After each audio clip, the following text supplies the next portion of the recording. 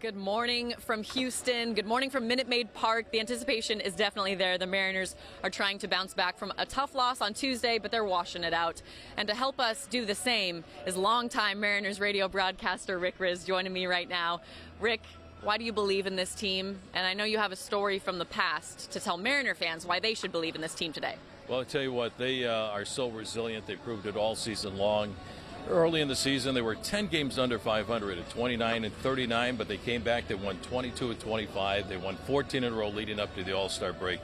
35 come from behind wins during the course of the year, 13 walk-off wins, 33 wins by one run. So this is what they do. They bounce back. They're gonna bounce back. Yes, it was a tough loss, on Tuesday night, the walk-off home run by Yordan Alvarez, but the Mariners are very resilient, and I look for them to bounce back this afternoon.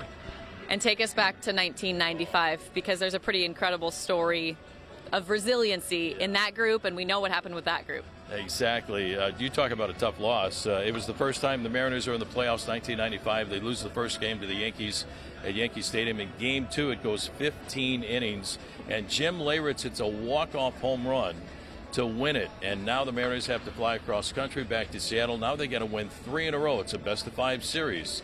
So during the middle of the flight, we didn't leave Yankee Stadium until about 1 or 2 o'clock in the morning. So halfway across America, I got up. I went to the front of the plane. I was all by myself, and I saw somebody get up, and it was Lou Piniella. And Lou looked at me, and he said, "We're going to win this thing." And I swear I thought I saw flames shooting out from his eyes, We're going to win this thing. I said, "Yeah, Lou, we got Randy going tomorrow.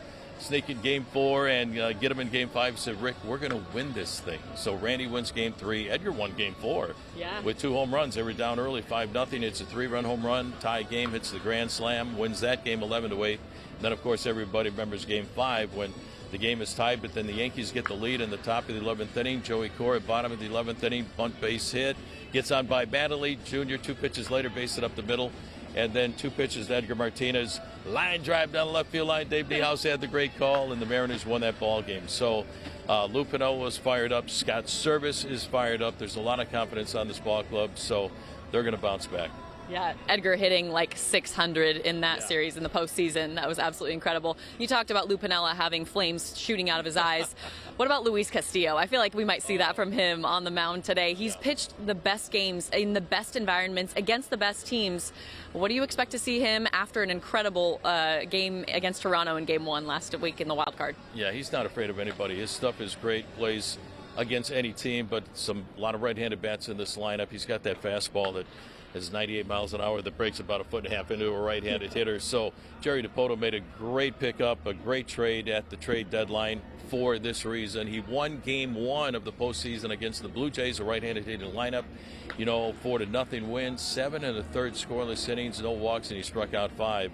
He's built for games like this, so I look for Luis to have another great outing this afternoon here in Houston.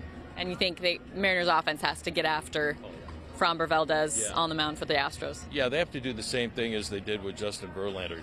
Bunch up a lot of base hits. Framber Valdez, a lot of ground ball outs, 66% ground ball outs. Get that pitch up in the strike zone and put the ball in play. So they did that against Verlander. They've scored 21 runs in the first 3 games of the postseason. I mean, they were successful against guys like Manoah, Gausman in Toronto, and Verlander the other night. So I look for the Mariners to bounce back and have a great outing this afternoon. And we can't wait to hear your voice on the radio call. I'm excited. So excited. Yeah, wash away Game 1, Mariners fans. It's over. 8 out of 9 Mariners batters got hits on Justin Verlander. Got to get after him early today. First pitch at 12:37 Pacific, and then we're coming back to Seattle on Saturday, hopefully with an even series. Rick Rizzs with me. We'll send it back to you guys.